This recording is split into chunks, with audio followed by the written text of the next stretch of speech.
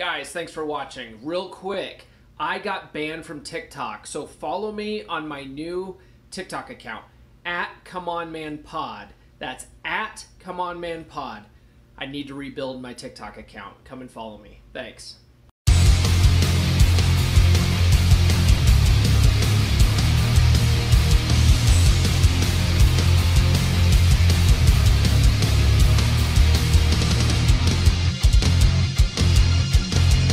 What's up, everybody? You are listening to Come On Man, a 3% Man podcast. I'm your host, Paul Bauer, and I am on the road to being a 3% man just like you. If you're new to the show, this is a podcast for fellow students of Corey Wayne's book, How to Be a 3% Man, and for men who just want to be better in general. We talk about dating, gaining wealth, being happy, and using the law of attraction to get everything we want in life. What's up, everybody? Before I get started telling you what's going on this week, I want you to be sure to like, fave, and subscribe, and hit those notifications if you're watching on YouTube, because for some reason, just subscribing isn't good enough. And if you're listening on your favorite podcast platform of choice, if they have the ability to leave a 5-star review or any kind of review, please give us a good one. It helps more than you know. This week is a real treat, guys. It's a real treat. In fact, I've interviewed other TikTok stars and I've asked people, hey, what kind of questions do you have for these TikTok stars? And I will just get crickets, just crickets. With this one, I actually got a whole bunch of questions because she is so popular. And I'm talking about Emily King. I'm pretty sure she's universally loved. I don't know anybody that doesn't like Emily. And if you don't like Emily, I don't even want to know you. I don't even want to know you right now. She's such a positive person. We learned so much about Emily in this episode. We learn about her divorce, her kids. We learn about where she got the inspiration to start talking about men's issues, right? Like, she's a very pro man in her videos. And it's refreshing, honestly, because there's a lot of hate for men out there these days, which is really sad. And we talk about, where her career, where she went to school, and all sorts of stuff like that. And then we also ask Emily your guys' questions from TikTok. And I will bring you that conversation right after this. If you guys are anything like me, you're tired of going to grocery stores, buying grooming products that are designed for men, but they just suck, or they smell girly. I also hate going to expensive department stores like Macy's and getting cologne that makes me smell like a little bitch. I want to smell like a fucking man. And I think most women want their men to smell manly as well. And that's why I've partnered with Duke Cannon. Duke Cannon has products for men. They have products that make you smell manly as hell. They have big ass bars of soap. They have really thick body wash. They have beard oil and beard balm. Hair care products. My favorite is their big ass bar of soap. Smells like naval supremacy. It is awesome. And I also buy all of their liquid cologne. It really makes you smell manly, and they have tons of different fragrances. In fact, I have some for each day of the week. Also, when you purchase from Duke Cannon, some of your purchase goes to help out veterans. And if you use duke.comeonmanpod.com, link is in the description, you get free shipping. Win-win. This stuff smells so goddamn good, and the ladies love it. Trust me. Again, that's duke.comeonmanpod.com. The link is in the show notes. All right, sliding into the podcast this week, like she slides in front of her mirror, is the ridiculously fast-rising TikTok superstar and relationship philosopher extraordinaire, Emily King. What's going on, Emily? Hey, Paul. Not much. How are you? I'm doing pretty good. I think a lot of people, if they're watching this on YouTube, are like, she looks so different without her phone in front of her face. The phone. Yeah. I don't have this turquoise square in front of my face. Right. That's your trademark, though. You slide in. And where did you come up with that? You know what? Some of my very early videos, I started doing it, although it didn't really start with a slide. My first one that I did, it showed my feet as I was walking to my mirror. That's and pretty then common. I slid into screen. Okay. Yes. That's pretty common. I see that a lot. The feet, and then like a kick a door in, and then talk to the bathroom and I've mirror. done Yep, I've done that too. That was more of a copy, because I saw other people doing the kick in the door into the bathroom. Right. But I don't know, the slides started just becoming easier and faster. Sure. For whenever I messed up a video, then I could just repeat it quickly. Right. Yeah. I got to do the slide again.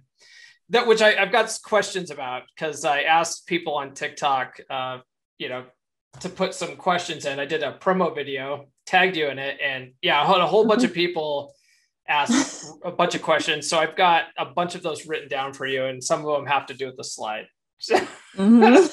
Yes, trademark. And I was just curious about that, because it's your video too. As soon as it pops up, it's yes. It's like, oh, it's an Emily video. What's going on? It is. Yeah, it's the sound and everything. Somebody commented, one of my followers, like months ago, commented about how it's the same sound every beginning. Yeah. And then I actually paid attention. I was flipping through my videos. Right. And it's true. Somehow it does end up being the same exact sound. It's perfect though, because I've for years have been dabbling in marketing, right? And the concept of branding is so important in marketing, and that's your brand now. Like, people hear that noise, they see you, it's like, that's Emily video. It's like, you're like Coca-Cola. Yes. Don't ever change it. Don't ever change it. I don't plan on it. So we've been following each other for a while now. And what really made me want to get you on the podcast is just over the last month, your TikToks have just skyrocketed. And I really started noticing that, like, people are literally stealing your sounds and uploading them as their own videos now. Like, I see the generic ripoff ones where it's just like a sunset and like words, and it's your sound. I go, they just totally ripped off Emily. And you've made it. You've made it when someone's stealing all your stuff. So well done. That's true. And I think it's almost just part of doing business on TikTok now. Sure. I think sometimes it happens on purpose and sometimes it doesn't necessarily, because I've seen the videos that you're talking about, because a lot of those videos will pop up, I think, for my followers, and then I end up getting tagged in it quite often. Yeah. So I've seen them, and usually it starts with one video that has been used my sound and then downloaded to their phone and then re-uploaded. Sure. And so it's no longer linked to me, but they'll tag me in the description. So they give me credit. At least they do that.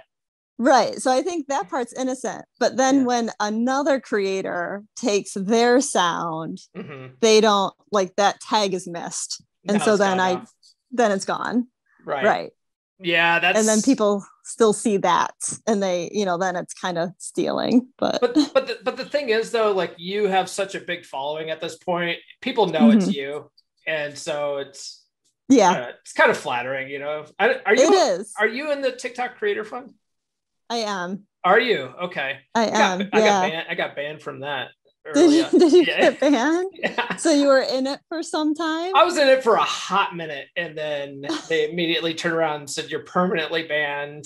Just because I've had too many community violations, I guess. Yeah, on your videos. Yeah, because I'm too hot for TikTok, I guess. They just recently downgraded that, though, to just a 6-month suspension. But well, that's good. Right. It's very sweet of them. Very sweet of them. But the reason why I ask is because if people are stealing your sound, then you're not getting paid. So that part sucks. But from what I hear, though, the TikTok Creator Fund doesn't really pay very much anyway. It's not much at all. Right. I mean, the amount that you're really missing out on is probably pennies, for somebody to take that sound. And even if they get, 100,000 views or 100,000 likes, like, it's not much. It's negligible. It's probably worth the buzz that at least I think at that point. Right. Another thing I noticed too is that everyone stitches and duets the hell out of your videos, including me. I've stitched probably at least a dozen of your videos. They're all really good. But one that I noticed, I swear it was a week, like a week straight. Mm-hmm. I have a friend named Steven. His channel is Alpha Male Mindset. He's in the 3% Man Facebook group that I talk about all the time in my TikToks and podcasts and stuff like that. So that's how I know him. He's a 3% brother, as I like to say. And for a week straight, I swear to God, all of his videos were just him stitching your stuff. And I was like, Steve, relax, bro. Like, but for some reason, like everything you said really resonated with him, and he just kept making these videos and was going off the cuff about it. I was like, calm down, man. But what it is. Yeah, I love seeing the stitches and the duets, and that's exactly it. Like, I think it's just really relatable to men, and for a woman especially to be saying these things, like, it just completely validates some things that men are thinking, but maybe not necessarily being able to say. Sure, because if you say it as a man, then you get kicked out of the TikTok Creator Fund. Exactly. Somehow it does come across completely different for a man to just be saying it and to make it sound like it's like they're complaining, and then if they seem aggressive at all, it's just more of a sensitive thing when a man says it versus a woman. Sure. Well, I have a friend, another 3% brother. His name is Luke. He's on the podcast all the time. And I just uploaded one of the videos. He actually posted this in the 3% Man group as a comment response. And when I saw it, I was like, dude, can I steal that? Can you just send me that video so I can upload it to my TikTok? But he did a video about how, as a man, we're like, no one cares about our feelings. Like, we're expected to be strong all the time. We can't be victims. We have to be leaders and stuff like that. And it's just like, we just have to learn to suck it up and stuff like that. And at the end of it, he goes, all that being said, it may not be fair, but would you like to stand in long lines for the bathroom? Because I wouldn't, like that's our consolation prize. Right. We sacrifice the long lines. Right. So yeah. So, I mean, and there's also, I like to follow the red pill community a little bit, although I don't consider myself like terribly red pill. I'm a pretty middle of the road guy, but there's some hardcore red pill guys that they must have just been burned by women. Yes. And they have this mentality that like women have no sense of accountability. Women, and this is like, and they really generalize, because there are women out there that have no sense of accountability, sure, but there's men like that too. There's just asshole people out there. Let's just be real. And there's also really good people out there. And so you can't put all women in a box and say they're all like this. But I don't know. They also have this idea that like women are basically incapable of love. Like they like how you make them feel in the moment, but otherwise, they can throw you out to the garbage anytime they want. And it's like, I just don't think it's so black and white like that. And I don't think it is either. It's just two ends of the spectrum, that I don't agree with either one. Mm-hmm. I obviously don't agree. And that's why I've done so many videos about women bashing men, because that's very prevalent, especially on TikTok.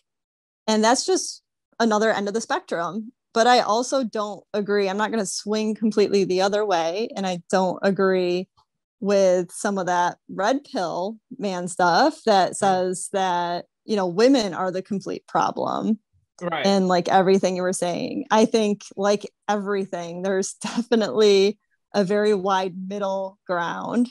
Mm-hmm. And that's really where people should live in. And that's where they should be dating, because if you really hold that belief of like the other gender, then why would you even want to date them? Like you should just be single, I guess. There is that whole subset of that community, the MGTOW guys, that have just completely given up on women. And it's like, like, bro, in the way I try to, and every once in a while, like I'm sort of guilty of, I'll put out a video that's very comes across very red pill. And so then, of course, I'll get a whole bunch of red pill followers. And then when I'll say something kind of blue pill, they're like, what, you simp, and I'm like, right. I can't win with any of these guys. But the MGTOW guys, yeah, they just completely have given up on women in life. And they're like, I'm just going to, have a dog and make money and be happy. Yeah. I'm like, I don't think you're going to be happy that way, because you still sound very jaded. Right. So, I mean, everyone craves connection. I mean, that's just part of being human. Mm-hmm. So I think you're right. I think at some level it's that they've been really burned in the past and they're still in a little bit of denial, and they're still kind of sitting in that thought process that they just don't want to deal with the other gender because the other gender is this or that, and they're horrible. Sure. And really, until their mindset can be changed about that, or they meet somebody that is able to change their mind completely about that, mm-hmm. they're probably going to stay kind of sitting in that situation.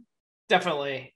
And but I mean, just going back to your TikToks, I think that's mm-hmm. probably one of the reasons why you resonate with men so well, though, is because they have this preconceived notion that, women are evil, women, have no accountability, women are incapable of love. And then here you are sliding into your mirror saying, hey, women do better. And they're like, what? Yeah. Because I think that women are very capable of love. I think that they oftentimes have been burned themselves at a very young age. Sure. And society tells them, friends tell them, and family tells them that men are bad. Watch out for men, like guard yourself, like mm-hmm. all of these things that really at a very young age, then they get into these young relationships that are not the best in most cases. And then it changes and kind of sets the storyline to match with the fact that they think that men are awful. And that's, the entire kind of the start of it. And so all men are pigs. Exactly. And so and then they start acting off of that. And so they remain very guarded, and they mm-hmm. do things that, like they want men to grovel at their feet. If they want to be dating them, they want men to pay for everything. Mm-hmm. They want everything needs to come from a man, but they're not going to show any effort until they're 100% sure that man is going to give them everything. Mm-hmm. And that's not, how often does that happen, and how healthy is that really? Yes, I highly recommend against that for guys. Exactly. What I usually tell guys is that dating from the beginning, it needs to be low investment. I do think men should pay for dates, mm-hmm. like at least for the first couple of dates, because that's setting the tone and taking the lead. I think that's just really important. But if a woman, wants to pay on like the mm-hmm. third date or plan and pay for great. That's awesome. Right. She doesn't have to. The way I look at it is if I'm asking you out, then you're my guest and I should pay, I think that's a good perspective. Mm-hmm. And I mean, I agree with that too. Like, it's just like having any kind of guest that you're inviting to pay for their meal or whatever you're doing. And then as the relationship evolves, I think everyone can be a little bit different. I mean, it might be that a woman really desires the man to pay for dinner, mm-hmm. Every time that they go out. But maybe the woman is paying for something else, along with that. Maybe she's giving more gifts to the guy. I don't know how many guys are really gift receivers, but it can just be something else other than the meal that the guy wants more so. Sure. Yeah. Go back to your TikToks. Another thing I noticed recently is that you've been granted protection from the International Male Council by a unanimous vote. So congratulations on that. I received that notice. Thank you. Yeah. It's very secretive, I think, to the point where I don't know exactly what that means yet. Secret society. Yeah. But maybe I'll find out. There's this black guy that does these. I think his whole channel is just him, like as some kind of leader of the council, and he's always ironing, but air ironing. He's not ironing anything. I don't understand what that's all about, but yeah, for sure. I saw that one. I know who you're talking about. It was hilarious. Yeah. Oh my God. Yeah. So, but anyway, all that stuff combined, going back here, all that stuff, I just really noticed it a lot lately. I was like, I gotta get Emily on the podcast. Yeah. If she'll do it. I've had other TikTokers on the podcast, and I've also had some TikTokers, some like female TikTokers, where I'm like, hey, you should come on the podcast, and they're like, I'd love to, and then they just blow me off, and I'm like, yeah, all right, fine, don't come on, I don't care. But now I'm curious, is it more women that do that versus men? It's only been women that have done that. It's only been women. Yeah. Yeah, if I've got a guy that I ask if they want to come on the podcast, and they're like, yeah, absolutely. I'm like, okay, when are you free? It's like, boom, boom, boom. We schedule it. Easy scheduling. Yeah. No, there was one, I don't want to name names either, but like there was one where I said, yeah, like you should come on the podcast. And then like 3 weeks later, she sends me a text back saying, yeah, that sounds great. We should do it. I'm like, 3 weeks? Forget it. I didn't even message her back after that, because I was like, are you serious? Like it's, to me, I look at it like dating. Yeah, like I look at it like dating. If you're gonna take 3 weeks to get back to me, then I'm clearly an afterthought to you. So why should you be on the forefront of my mind? So that's true. That's true. Reply back to that. I was like, I've got guests. Thanks.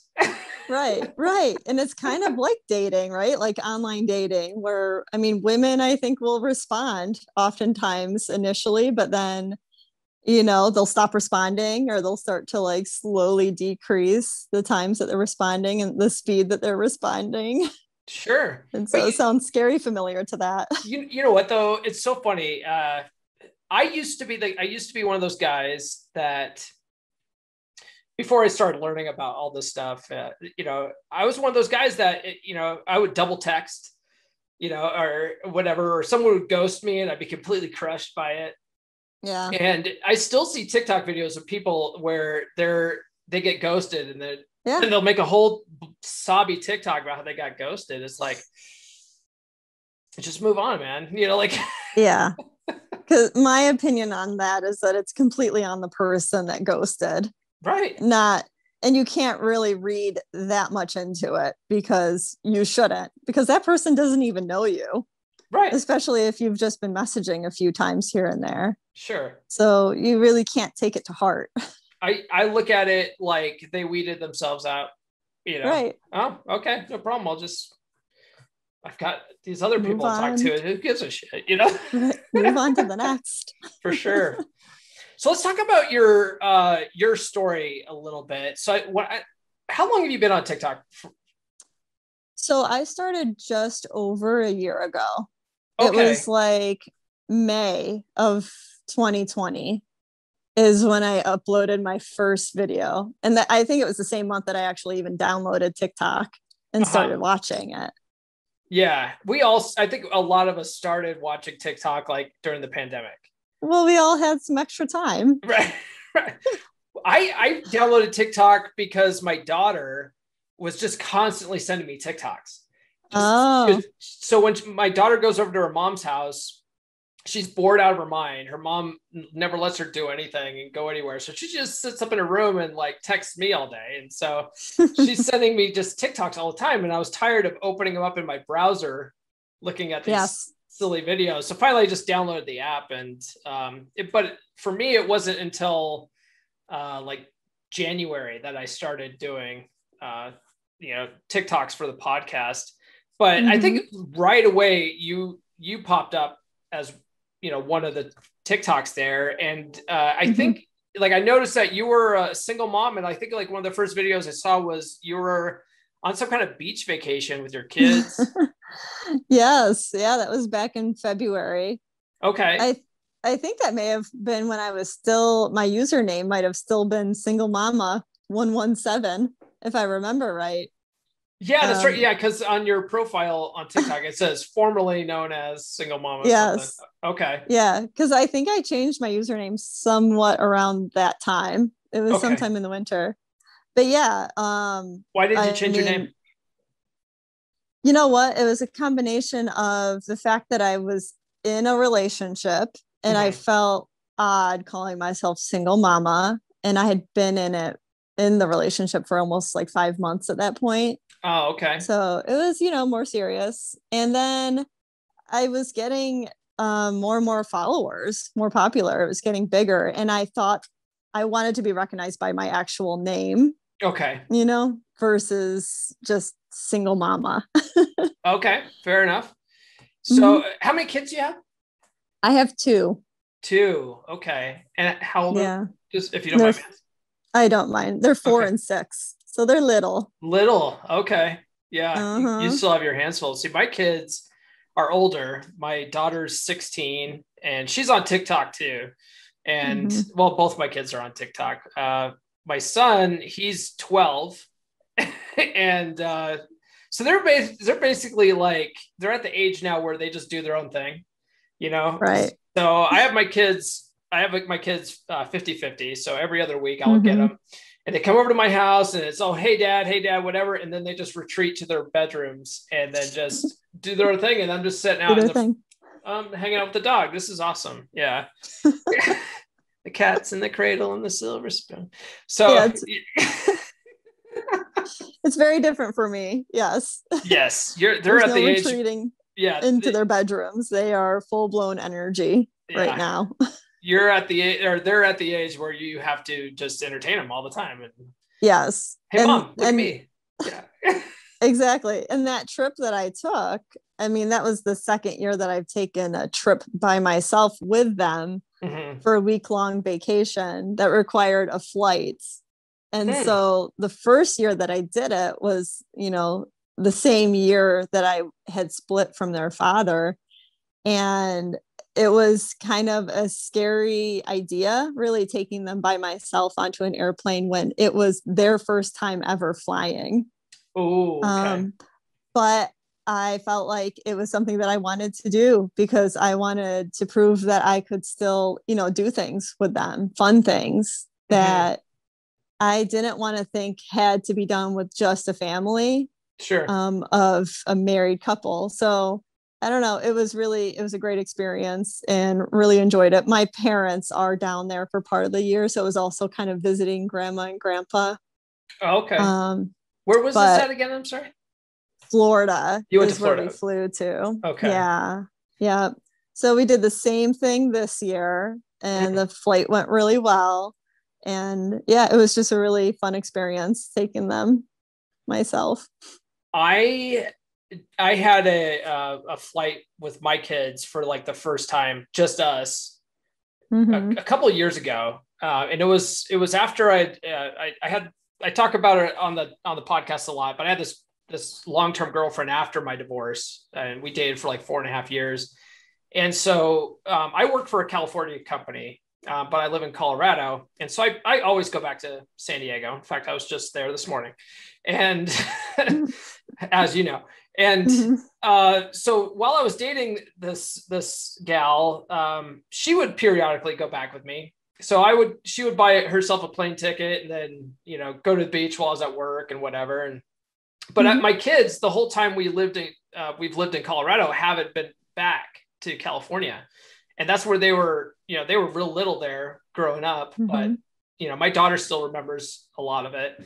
And so after I broke up with that gal, I had the opportunity to go back for work. And I was like, you know what, why don't I just bring my kids with me? And so, I packed my kids and, we ended up spending the whole weekend in San Diego and driving around the old neighborhoods, going to the beaches and stuff like that. And my kids just had an absolute blast. They were such goobers though, like at the airport, like, those like moving sidewalks. Yes. Like kids get on the moving sidewalks and then just stand there and start looking around like, this is amazing. And like, they don't walk. Right. And they're not walking. I'm like, that's to move faster down the airport. It's not to just stand there and be a tourist, you know, and they're ride. just, and I'm just like, would you guys act like you've done this before? You know? Oh no. But they had a good time with all of that. Yeah. So you mentioned that you're obviously married. So you clearly went through a divorce. How long were you married? 12 years. Okay. I got married very young. So I was 21 when I got married. Sure. Okay. I was 20. I was 20. Were you? Oh, you got me beat. Yeah. I couldn't even buy alcohol legally at the reception. Yeah. Yeah. Oh my goodness. Well, and we had dated even before we got married. We had dated for, I think it was 5 years, because we had known each other in high school. So yeah, long-term relationship. Got it. Okay. That's one of the things, like I'm still a little jaded, you know, with the divorce thing. Not so bad that I think I could do it again. You know, I have some things that I learned, you know, I have stipulations, but I could do it again at this point. But there are some interesting things that I see where, you know, some guys in the comments will, you know, act like, well, I've been happily married for X many years. And I'm like, 2 more years, buddy. You got 2 more years on that. Cause I was, you know, cause I was married for 14. I thought, yeah, it was, you know, I thought it was going to be forever. Everything. You know? Right. And then bam, just ended one day. Like, what? So, yeah.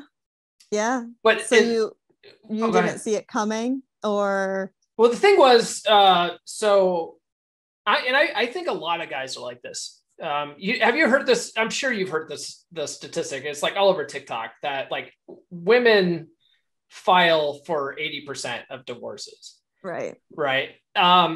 So like I was the kind of guy where I was raised, my parents are still together. Both my grandparents were still together.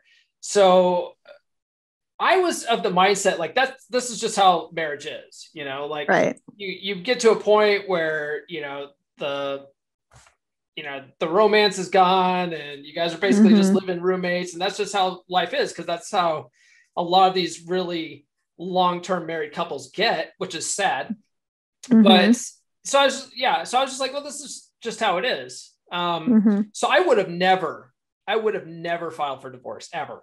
And so, but yeah, she was unhappy. I was basically unhappy for the last like half the marriage, you know, just miserable. I'd much rather go sleep on the couch half the time and stuff like that. But I would have never left. Right. So when she finally did file, like, I think I was more hurt because like, I was more hurt about what was going to happen with the kids and stuff like that than anything.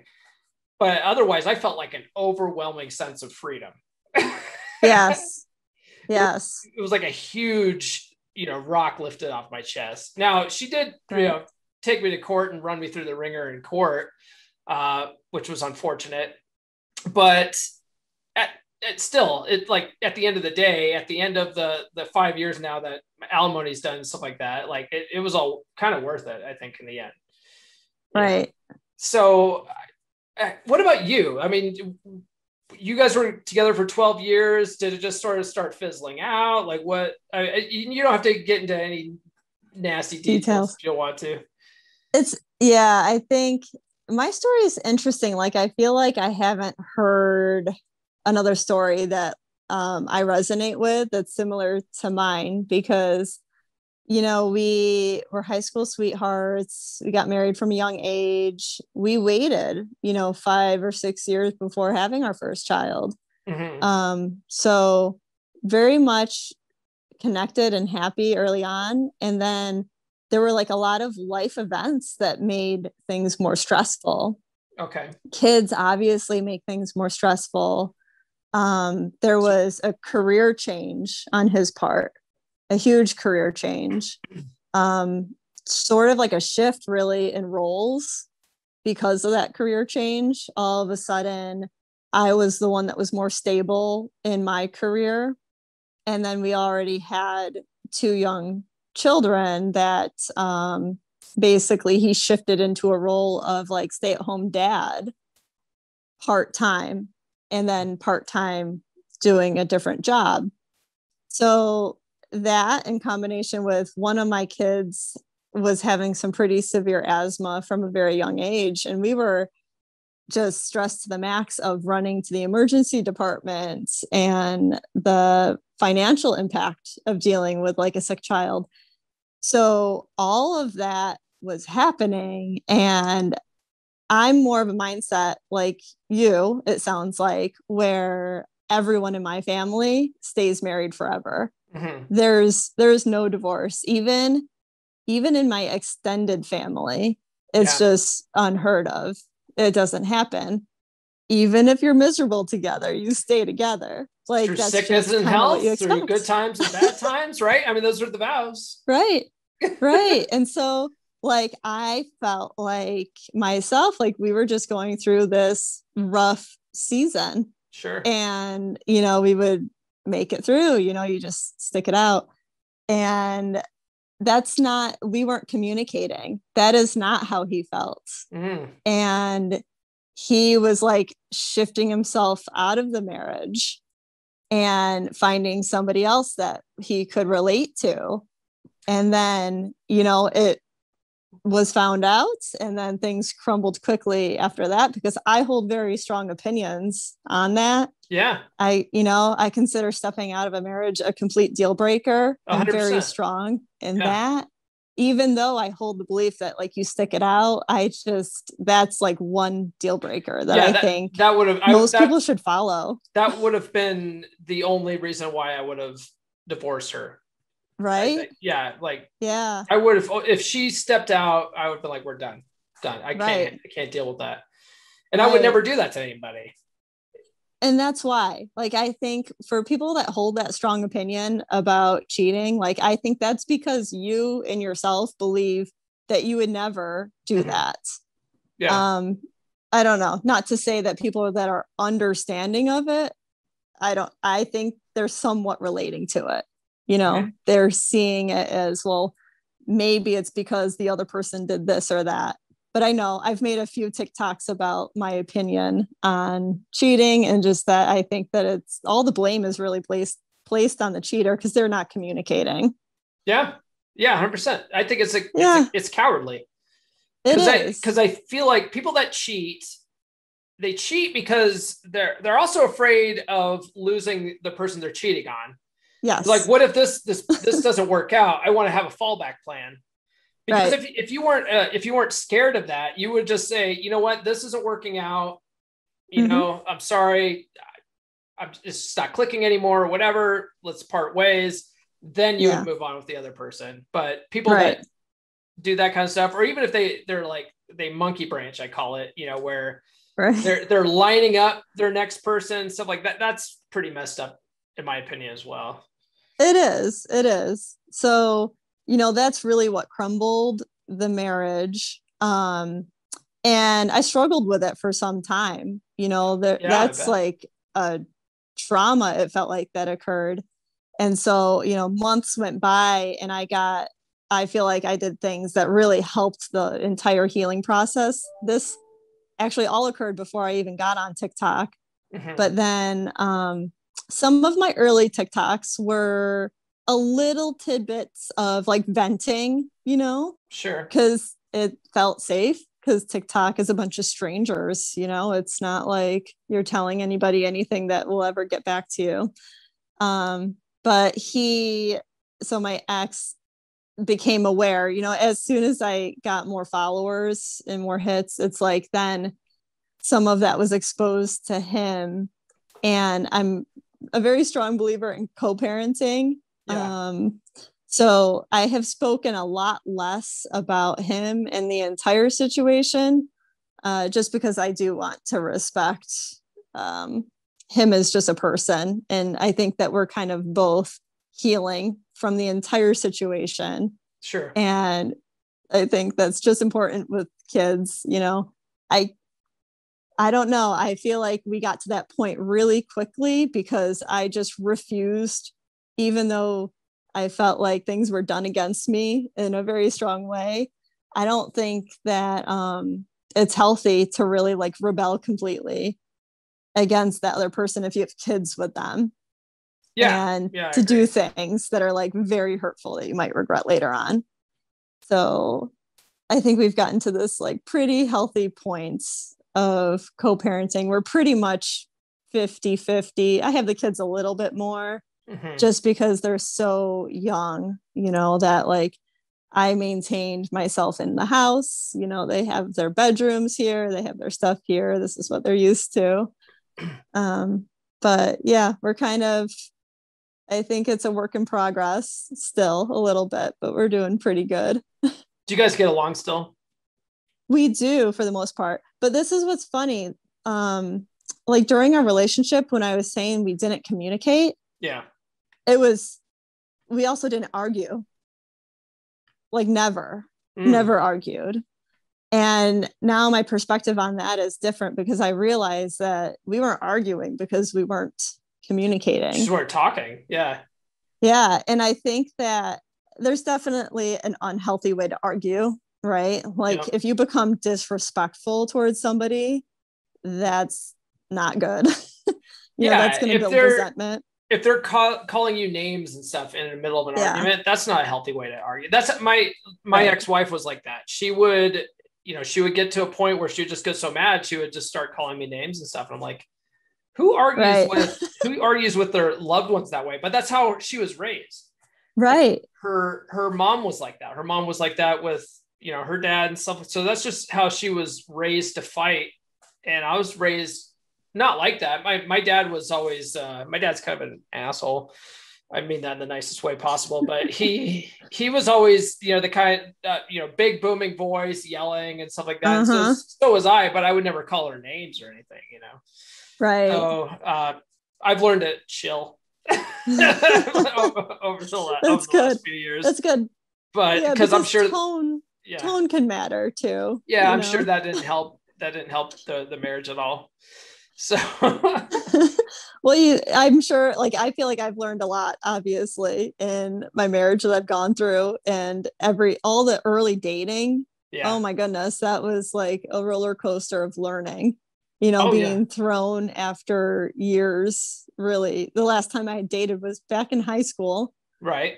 And so to be thrown into it and to like find out all of these things that I found just to be annoying. Like these games and not knowing if somebody's into you, or like planning things and then they don't follow through with those plans. Yeah. It's frustrating. I just found it annoying. Yeah. I had, so after I got divorced in 2014. So that whole year, 2014, we were separated trying to finalize everything. I was back on the dating circuit for the first time in like 15 years or whatever, and just floundering. I had no idea what I was doing. I was like, I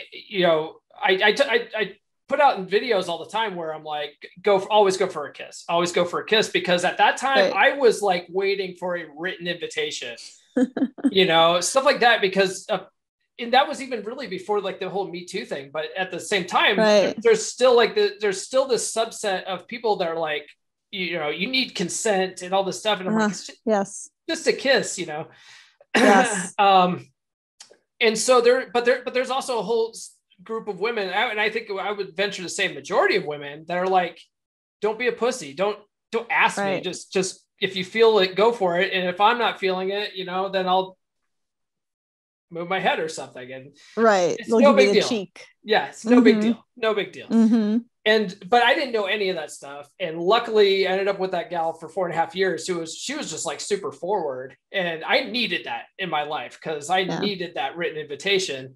And so when I found myself back on the dating circuit again, a couple of years ago, it started off very much the same way, but until I had a gal say, at the end of a date, I gave her a hug or something. I went home and she texted me going, "Why didn't you try to kiss me?" I was really disappointed. And I was like, what? So after that, I decided I'm just going to go for it every time. And then I started reading all these books and started realizing like why why it started work, or, you know, why that works. And I've just gone on this whole, like, you know, knowledge quest, because I'm like, none of this stuff makes any sense. It's very counterintuitive, but that's just like how life is. And it's just been real fun now. Like, and once I start learning this stuff, it's been a lot more fun. It's not so much of a chore, where I think a lot of people just hate dating these days. I think so. And I think that, like, especially if it's a first date, like, women will make it very clear. Most will make it very clear. At least I made it very clear. Like, if I wasn't into it, like, you, like, even just our bodies were not going to be close enough at the end of the date. Like, you would know. So I think that it's not a bad thing to pay attention, you know, to a woman's, what she's kind of putting out to you body language wise. That's the thing, though. I had no idea. I couldn't read body language for shit. And I would say most guys can't. And it wasn't until I started studying this stuff that I was like, oh, okay, those are body language signs. Like, it, because I would have, they've done studies on it, where they did, in the book Atomic Attraction, which I just finished reading again, they talk about a study where they had men and women watch movies with the sound off and just watching body language. And something like 80% of the women could follow what was going on in the movie just based on body language. And only like maybe 15-20% of guys knew what was going on, because guys just don't know body language. Women are just more in tune to it. Yeah, that is very telling. Wow. Yeah, it's fascinating. So now that I've learned some of that stuff, I'm like, oh, okay. Like, and that's where I think a lot of guys go wrong. They just don't take the time to learn that stuff. Speaking of dating, you mentioned you've been seeing a guy for a while now. So at the time of changing your TikTok, you said 5 months. It's still the same guy, still going strong. I'm still going strong. Okay. Yeah, so it's been just about a year that we've been seeing each other. Yeah. Congratulations. What's his name? Can we ask? Tom. Tom? Yeah, I'll give you his first name, Tom. Okay. Very common first name. Yeah. His name is Joe White. I don't know. Yeah. Tom. Yes. Okay. That's good. We'll take it. And so about a year. How did you guys meet? Yeah. So interestingly enough, it was through a DM on Facebook. Oh, my man. Okay. I know, we have some mutual friends. Okay. And so he had DM'd me. Yeah, and that was right around, we actually ended up talking for quite some length before actually meeting each other in person. So that was actually like in April of last year. And he was very open and honest. You know, it wasn't like a typical DM that you would see that I receive. Yeah, so definitely he was different. He caught my attention. Did he by chance send you a video? No. Oh, okay. I was gonna say maybe he's in my friend Benny's program, because I have a recommendation. I have a dating coach friend named Benny. He's been on the podcast a bunch of times, and he runs a whole program on how to pick up women on Facebook. Yeah. And that's basically what he does is he teaches guys to go through your local area, find attractive women, and you can like do some homework on them too, right? You can, because sometimes women will put that they're single or whatever. And so you can sort of go through, find women that appeal to you and just start adding them all as friends. And then maybe a week later, out of like maybe 30 women, 10 of them will accept your friend request. So then a week later, you send them video messages like, hey, I'm your random Facebook friend and blah, blah, blah. But when you send a video message, it's kind of bold, you know, and women are like, whoa, a guy sent me a whole video message, and it's just unique. And it's unique. It stands out. Yeah.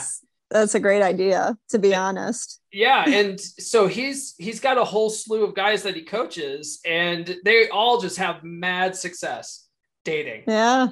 And so, I was curious. I was like, oh, Facebook, huh? Did he send you a video? But, No, Yeah. he just did it on his own. Maybe he's got his own little program, I guess.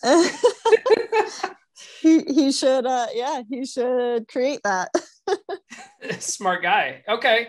So what's the most fun date that you've been on with him? That's really hard to say because we've done a lot of fun dates. Okay. Uh, if I had to pick one, it was probably fairly early on in our relationship. He took me axe throwing.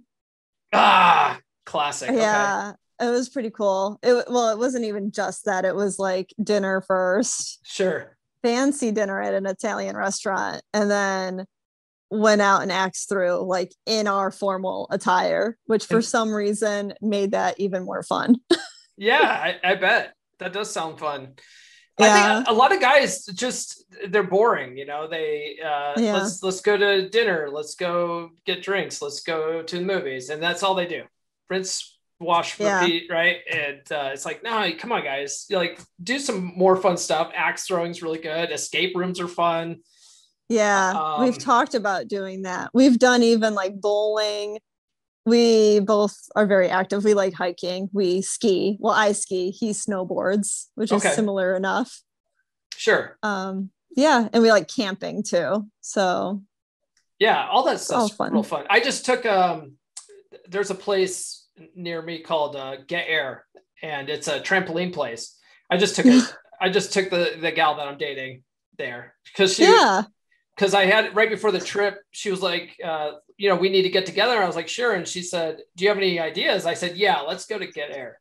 And she was like, what? Because normally that's a place where kids go. But I was like, yeah, let's go to Get Air. Why not? So that's a great idea. I mean, if kids are having fun doing it, then you definitely can.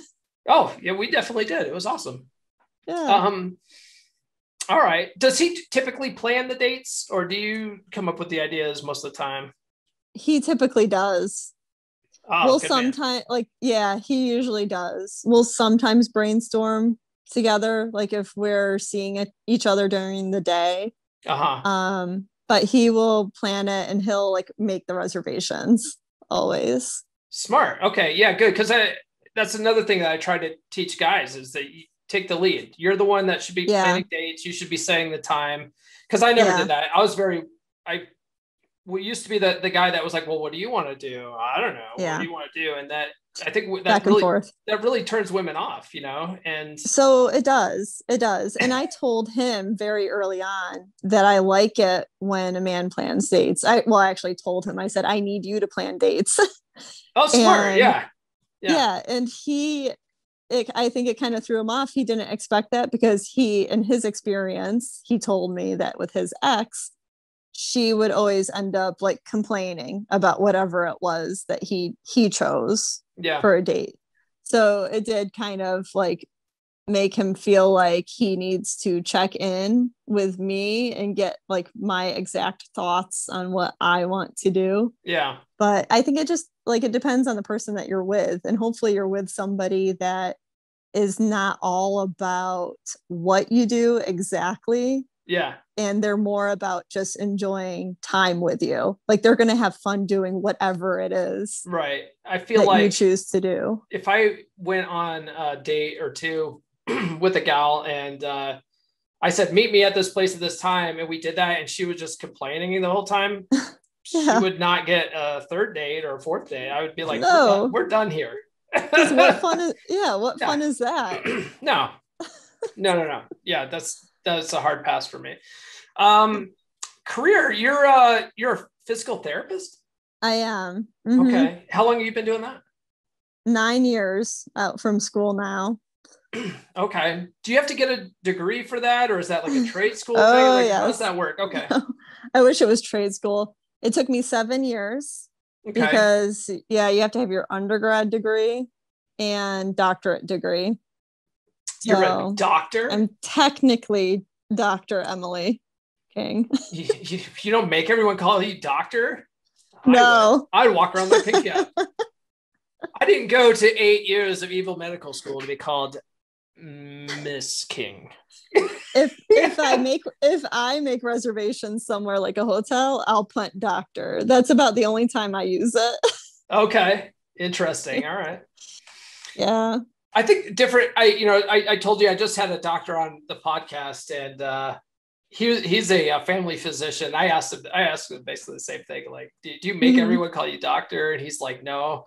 But that gal I dated, she was like an office manager for a surgeon's practice, and all the employees have to walk on eggshells around the doctors there, and it's all doctor this and doctors this, and that's just how they run their business there. It's all very doctors on a pedestal, and so, but it's nice to see that not everyone's pretentious like that. So yeah, I think definitely PTs, physical therapists, are not pretentious at all. Yeah. And yeah, I think like primary care physicians like that aren't either, because you're seeing your patients more often and you just don't care for them to call you Dr. So-and-so all the time. It's just too formal. Sure. Yeah. What made you want to get into that? Quite a few things. I mean, I've always been into like healthy lifestyle and exercise. And I've always wanted to do something in the medical field. Okay. So that was kind of the right combination of like health, exercise, and medical field. And it was a little less years of school, compared to actually going to be a physician. Yeah, it was really just the combination. It was a good career choice. It still is, even like it's rated, I think, on a lot of lists, is still like the top career for job satisfaction. So very cool. Yeah. Okay, so one more question about your TikToks, and then I want to get into the questions, and then we can wrap this up, I think. So after having talked with you this whole time, finding out that you sort of got divorced because your husband stepped out, and how did you get into a niche where you talk about about appreciating men and men being used and stuff like that? It's like the reverse. Yeah, because of what you would expect. Yeah, I mean, even my channel, like I end up talking about divorce and I'm very anti-alimony and everything like that because of stuff that happened to me. And I feel it's like you're almost like the complete opposite. Like this shitty thing happened to you, but you're like, hey, not all men are bad. In fact, some men are abused. And it's like, what? I would have. That's just so weird. Like, how did you get into that? Like, what made you do that niche? I think that I've always thought this way about men, from a very young age, and I think that's because of how I grew up. Like, I have a wonderful father, and I grew up with 2 older brothers. So, and all 3 of them are amazing men. And so I think that's probably, thinking back, because I've had this question a lot, that's probably really my base feelings and where that comes from. Okay. And even though, like life experience has given me a little bit of negativity, I just think with a positive mindset. And I know that not everybody is the same. Just because you live through one experience I wouldn't let it change my entire life and my entire perspective on an entire gender. And then I think I got sick of when I was thrown into the dating pool, there was some behaviors that I didn't agree with that I was getting from men, but I still refused to believe that was how everyone acted. And then I ran into some really positive experiences with good men. And then I got on TikTok, and I was sharing bits and pieces of my story. And, TikTok knows your gender, right? Like when you first log on. And being a woman, I think I was just seeing all of these women TikTokers just bashing men and complaining about men. And all I could do was almost like devil's advocate. Well, okay, but if you believe that, then what are you going to do about changing that? I think that if you truly believe that all men are toxic or all men are terrible. Like those are the men that are going to be attracted to you. Yeah. Like all the good men are going to hear you say that. You're going to be like living that, and they will not even touch you. Yeah. Because of that. They will not even look your way if you hold that kind of like negativity. Yeah. You sort of get what you focus on in life. Yeah, it's so true. And so like I refuse to believe that. And I think that if you run into that in your life, like you can't even like let that come in your front door, just that's it. That's the end of it. You need to not accept it. And so I don't know, that kind of just got me thinking about how unfair it is. And I just kept on seeing video after video after video. And then I followed like pretty early on a couple of male TikTokers and was like getting like some of just tidbits of their perspective. And sometimes like they would make a video about something that was done against them and their problem with how a woman treated them or what was said, or the fact that they can't express their emotions. And the comments section was sometimes scary. And I couldn't believe like some of the things that were being said to them. Like those are things that you wouldn't even say to just another human that you're being decent to. Right. So that kind of just encouraged me to start saying my perspective, through a few videos here and there. Got it. Okay. Yeah. Who can you name some TikTokers that you follow? Like, who are some of your favorite TikTokers? So, well, someone that I followed very early on, I followed Scott D. Henry. I don't know if you've heard of him. Dude's pure joy. I have pure joy. So obviously, like my positive mindset matched his. I followed Sup Daily. I'm not familiar with that one. Okay. I followed him like really early on.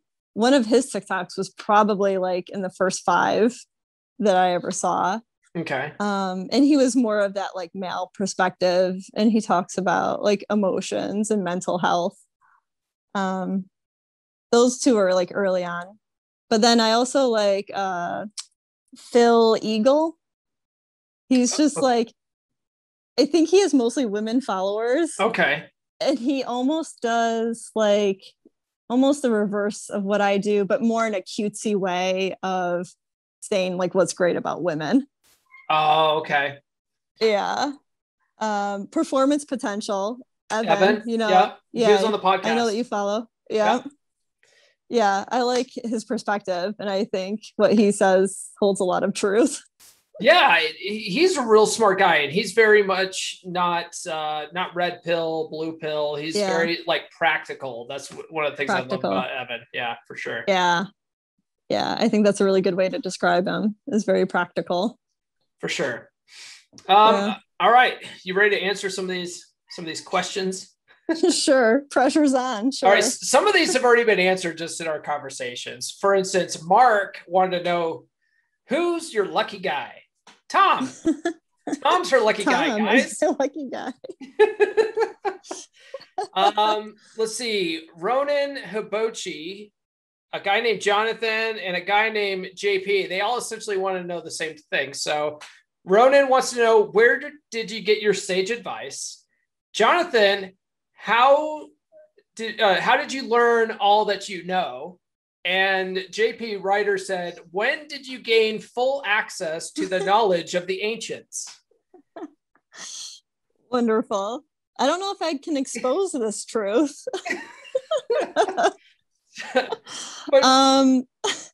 I think kind of like what I mentioned earlier, in the fact that I just grew up with like really good men in my life.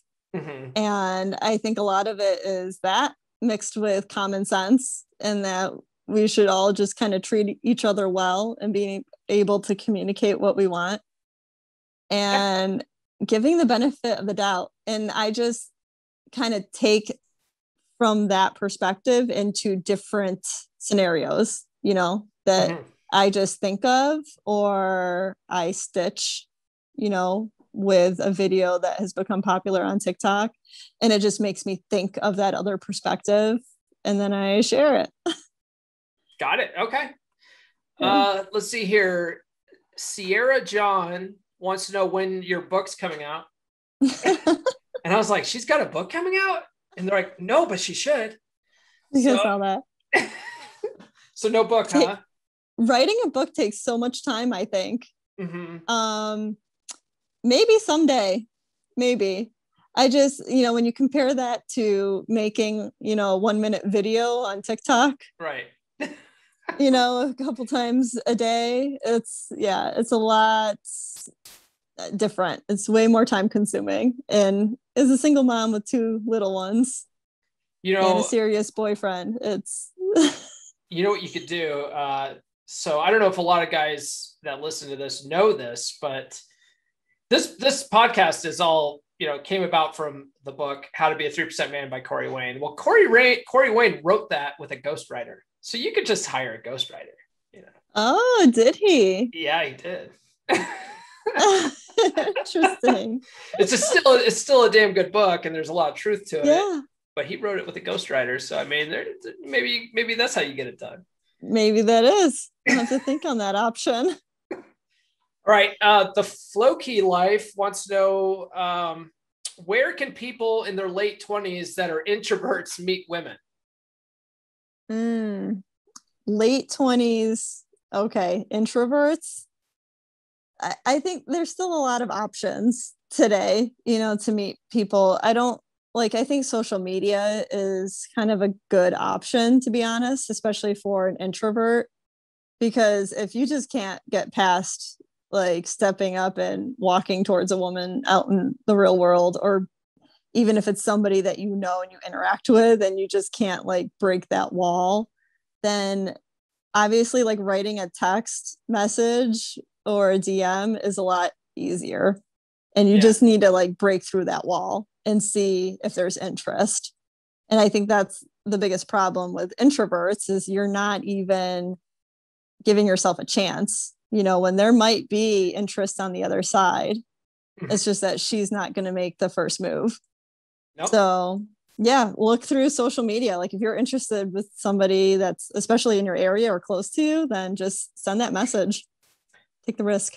I would say online dating, really, because at least that the person on the online dating app is interested in meeting people for dating, Yeah.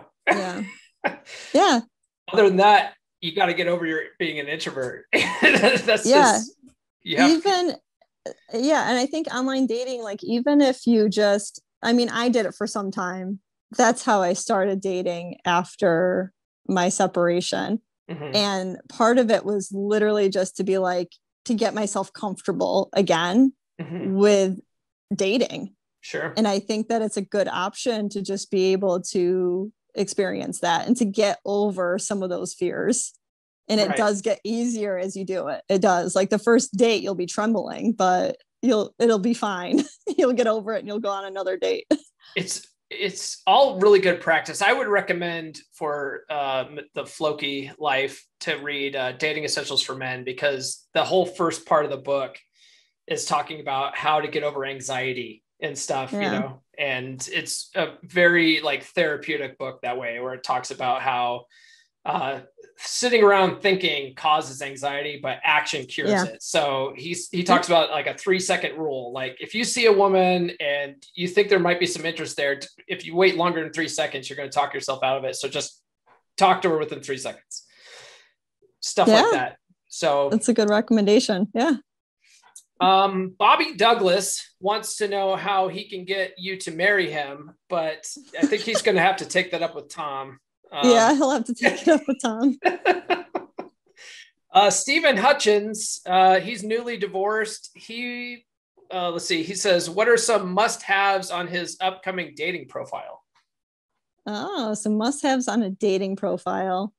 I think what always drew my attention is maybe like one selfie at most, but that's it. Mm-hmm. Like you want to do more action photos. At least that's how I was. And I think most women are like, they want to make sure that the guy is interesting. and that you like to do stuff. Mm-hmm. So any kind of like you're doing something photo in the distance. And I think just try to be as real as you can be, like, and even with what you're typing, just, I don't know, type your general interests. I mean, it does not need to be perfection, because a girl's going to know, like, if she thinks that you're attractive and you're into a few similar things that she likes, like, she will be receptive to you. Very well said. Also, Stephen, if by the time this episode publishes, I will have published an episode on how to create the ultimate dating profile. So go back and go back and listen to that. Do you know who Morgan May is? I think you do, because I think I did a stitch, or I did a video. She was on the podcast and she was talking about. She's blonde, right? She's blonde. She's very much like, men should pay for everything, and she's one of those. And so anyway, she came back on again, and she and my friend Luke and I all did a 3-part or a 3-person podcast where we talked about the ultimate online dating profile. So cool. If you need profile tips, go back and listen to that. She actually has some really good insights from a woman's perspective. David Morgan says, how do I keep an independent woman loving me? Yeah, that's tricky nowadays, right? There's a lot of independent women out there. Yeah, they don't need no men. Yeah, and but they really do. It's like they will put on that front, but most of those women that are doing that, it's like it's a little bit of a guard sometimes, a little bit of a wall, and they want a man to be able to break down that wall in most cases. Like, so if you can bring out their femininity, then that'll help break down that wall.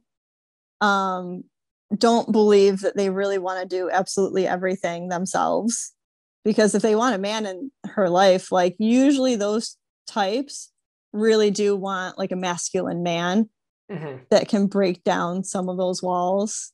So I think it's a matter of still finding things to do for her, to help her with, to contribute to her life. Because she wants that, even though she's presenting it as like, oh, I've got it all handled. I've met women like that. They just, and they typically just want a man that can set the tone and take the lead. Yeah. And because they are independent in all other areas of their life, they would like to hand the keys to the Jeep to someone else every once in a while. Right. Yeah. Yeah. That's a good way to put it. Yeah. Matt, is it Matt Lay or Matt Lee? I don't know how to pronounce his name, but Matt, he says, does she know the council members of LADS are protecting her? Yes, yes, she does know that. I do know. Jared McGaw, he has 2 questions. He wants 30-second story of your best / worst relationship. And then, and I think we've already, I don't know, have we talked about your, what is your worst relationship? 30 seconds. Yeah, because I mean, of course I would say best is like my current relationship, right? Sure. And then my worst relationship, not just date. Okay. Are we getting specific? Whatever you want. Okay. Well, I feel like the worst relationship I feel like would be like your first boyfriend. For me, it was like first boyfriend, right? You're so immature. Okay. And you do like horrible things to each other. So okay, that was definitely worst experience. Those don't count. Those don't count. Was that like junior high, so that doesn't count. No. Okay, so let's do worst date then. What was the worst date?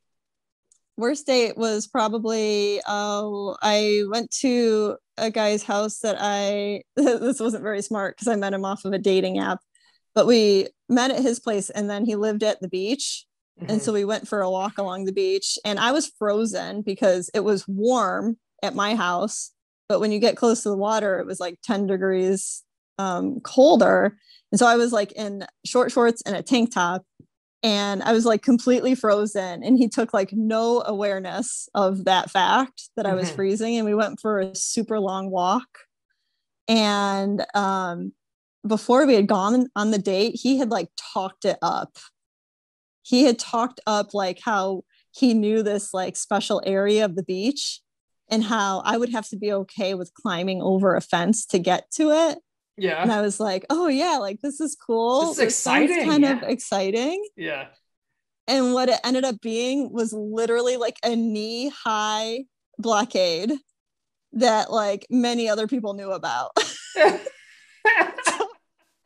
All I could think was like, as I'm stepping over the blockade, I'm like, this guy really talked it up. Like, this is not as much fun. And I'm freezing.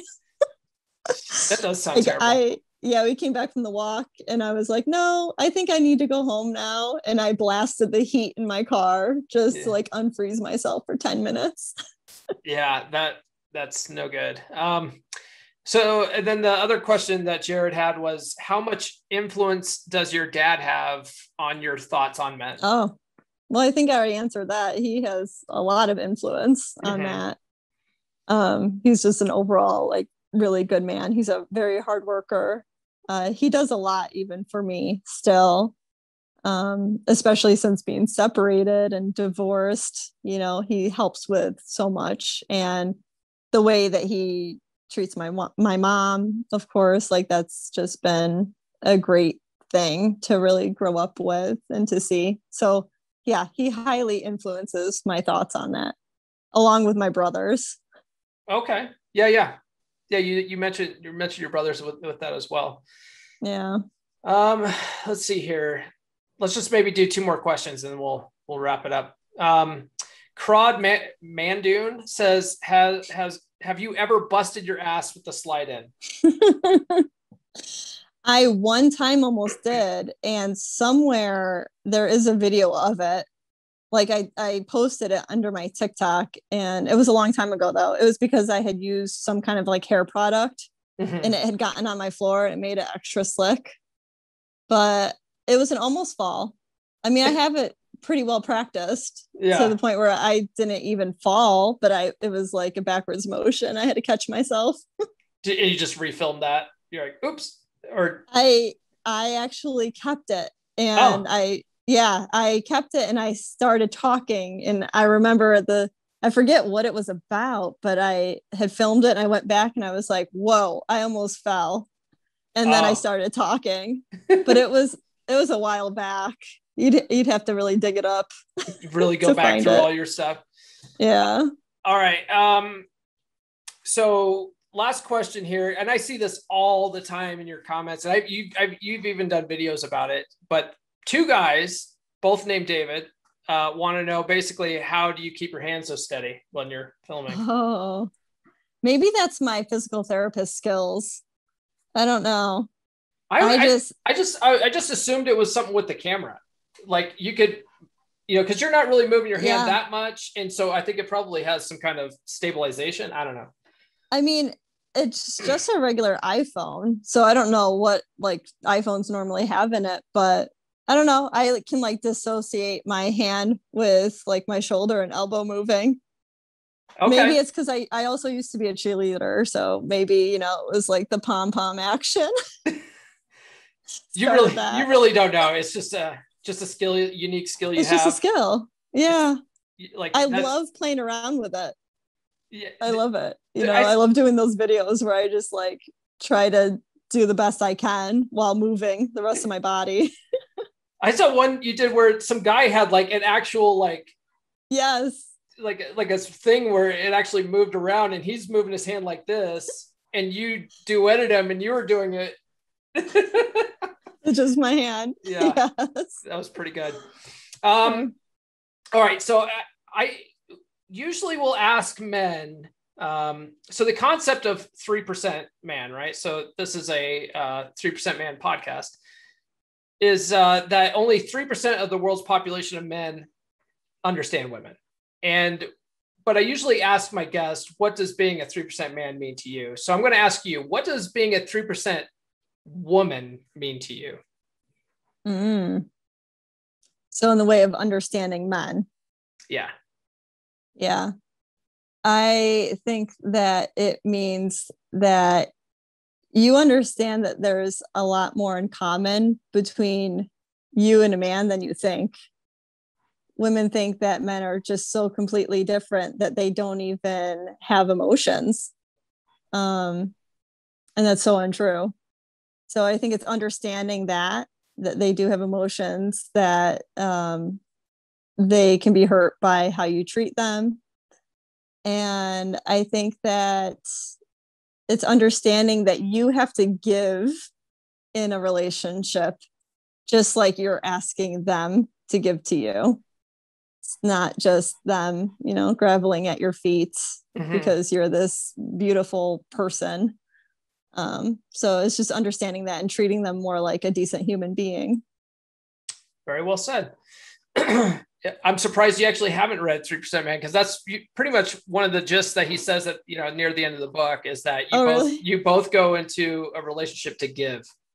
And if you can't do that, you can't, if you're not growing together, then you're growing apart and it's time to end things. But otherwise, you need to be going in there, not worrying about what you're getting out of it, but what you can give that person. So, all right. Well, we're well over an hour now. This is going to be an epically long episode, but I appreciate you being flexible, moving your schedule all around because of my crazy traveling.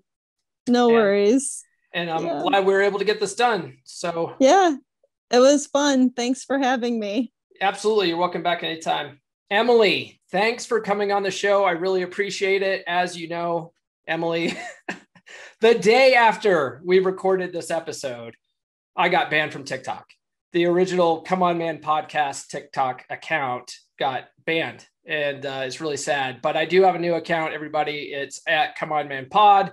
In fact, Emily, when I reached out to Emily after that happened, she tried to make a TikTok and tag me in it, and then that got removed for community guidelines violations. Like for some reason, I'm too hot for TikTok.